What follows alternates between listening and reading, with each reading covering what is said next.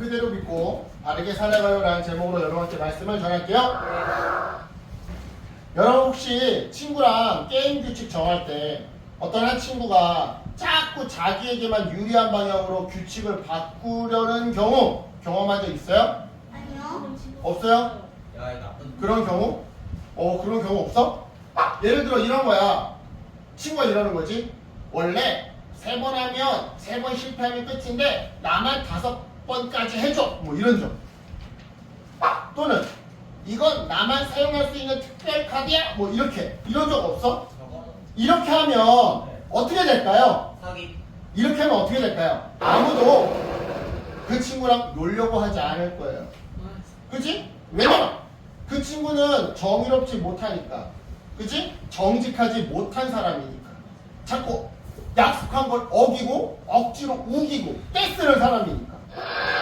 하물며 친구들끼리의 놀이에서도 이런데 만약 성경 말씀을 읽고 묵상하고 주장하는 일에 있어서도 자기 마음대로 해석하고 주장하면 어떤 일을 당하게 될까요?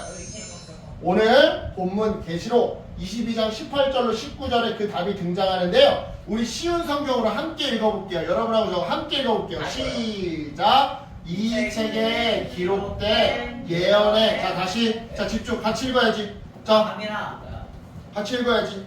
강윤이 형도 읽으려고 지금 이렇게 하고 있잖아. 자 같이 시작. 이 책에 기록된 예언의 말씀을 듣는 모든 이들에게 경고합니다. 만일 누구든지 이 말씀에 다른 것을 덧붙이는 사람이 있으면 하나님께서 이 책에 기록된 재앙을 그에게 내리실 것입니다. 또 만일 누구든지 이 예언의 말씀에서 어느 하나라도 빼는 자는 하나님께서 이 책에 기록된 생명나무와 거룩한 성에 참여할 특권을 빼앗아 버리실 것입니다. 자, 여러분 방금 읽은 본문에서 어떤 일을 당하게 된대요? 재앙을 받게 된대요. 지옥불에 떨어지게 된다는 거예요. 또한 천국에 못 가게 된대요. 왜요? 하나님의 말씀은 완전하고 거룩하고 변하지 않는 진리거든요. 쉬운 말로 기준이라는 건데요. 그런데 이 기준을 내 맘대로 바꾸면 돼요? 안 돼요? 안 되죠. 그죠? 그래서 하나님은요 성경 말씀을 내 마음대로 변경하면 큰 재앙을 내리실 거라고 경고하셨던 거예요. 즉 우리는 말씀을 있는 그대로 믿고 그대로 순종해야 한다 이 말이죠. 대신에 이처럼 말씀을 있는 그대로 믿고 그대로 순종하는 사람들에게 예수님은 그에 대한 보상과도 같은 중요한 약속을 하나 해주시는데요. 바로 오늘 본문 계시록 22장 20절 말씀이에요. 20장 22절 말씀 바로 내가 진실로 속히 오리라. 자, 이게 무슨 의미냐? 예수님이 다시 오신다는 의미예요. 쉽게 말해서 다시 오셔서 말씀을 있는 그대로 믿고 그대로 순종한 사람들은 몸의 부활과 함께 예수님과 영원히 왕노릇하며 살도록 해주시겠지만 그렇지 않은 사람들은 영원한 불지옥에 던져버리시겠다는 그런 의미였던 거죠. 그런데요, 그러니까 여러분 이런 거야. 갑자기 경찰이 찾아와. 그러면 피해자 입장에서는 좋아? 싫어? 좋지. 내가 피해자야. 하민이가 친구들한테 왕따 당했어. 친구들 왕따 당했는데 경찰관이 갑자기 딱 왔어. 그럼 하민이 좋아? 싫어? 좋지. 그지? 근데 반대로 자 그러면 하민이를 괴롭히던 게 우리 려일이었다고 해보자. 우리 뭐 서진이었다고 해보자. 려일이랑 서진이가 평상시에 하민이한테 막 너 예배 똑바로 안 지냐? 하면서 막 했어. 했어. 근데 경찰이 왔어. 그러면 너는 좋지만 얘네 둘은 어때? 안 좋지. 왜? 잡혀갈 테니까. 마찬가지인 거야. 예수님이 속히 오리라 라고 하신 말씀이 이 땅에서 정의롭게 살았어. 그런데 정의롭게 산다는 이유로 착하게 산다는 이유로 친구들한테 괴롭힘 당해. 이런 사람들한테는 축복이고 보상이지만 그런 애들을 괴롭혔던 나쁜 악당들 그런 사람들한테는 이게 절망과도 같은 소식이다 이 말이야. 그런데 여러분 여기서 중요한 게 하나 있어요. 그건 바로 예수님은 약속을 반드시 지키는 분이라는 사실이에요. 예수님 내가 죽은 지 3일 만에 부활할 것이다. 약속대로 부활하셨잖아. 그치?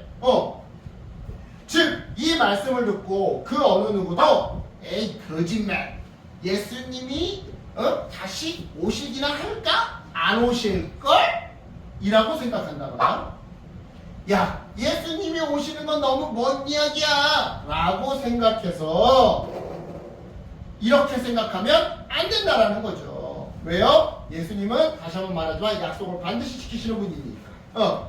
따라서 여러분, 다시 오신다고 약속하신 예수님의 이 말씀을 기록된 그대로 믿는다면 우리는 어떻게 살아야 할까요? 당연히 참되고 바르게 살아야 하겠죠?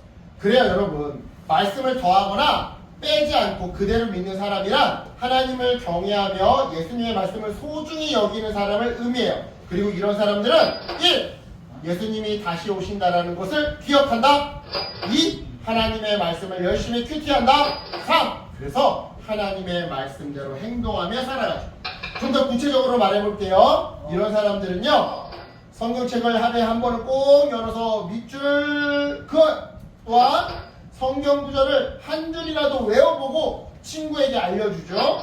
이어서 화가 나며 화를 내기보다 성경 말씀을 떠올리며 조용히 기도를 하며 예수님이 다시 오신다라는 걸 생각하면서 하나님을 무시하거나 조롱하는 친구에게 화를 내기는커녕 오히려 부드럽게 말해주는데요. 이렇게 말해줘요.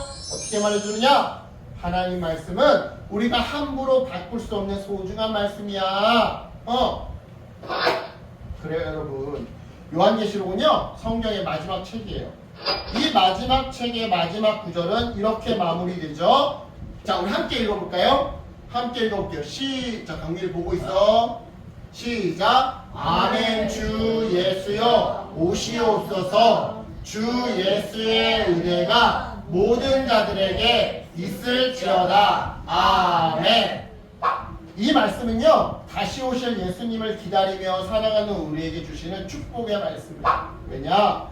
다시 오신다고 약속하신 예수님의 그 말씀을 더하지도 빼지도 않고 말씀 그대로 믿으면서 따라서 참되고 바르게 살아가는 사람들에게 하나님은 하나님의 힘과 지혜와 용기와 위로와 공동체라는 은혜를 부어주실 거거든요. 그런 의미에서 우리 함께 외쳐봅시다. 시작! 아멘. 예수님 다시 오세요. 그날까지 말씀대로 믿고 바르게 살게요. 네. 이 고백대로 하나님의 말씀을 더하지도 빼지도 않고 그대로 믿고 실천하는 말씀 실천 왕이 되기를, 그래서 하나님의 은혜를 축복으로 풍성하게 누리는 여러분 모두가 되기를 예수님의 이름으로 축복합니다. 아멘. 기도할게요. 하나님 감사합니다.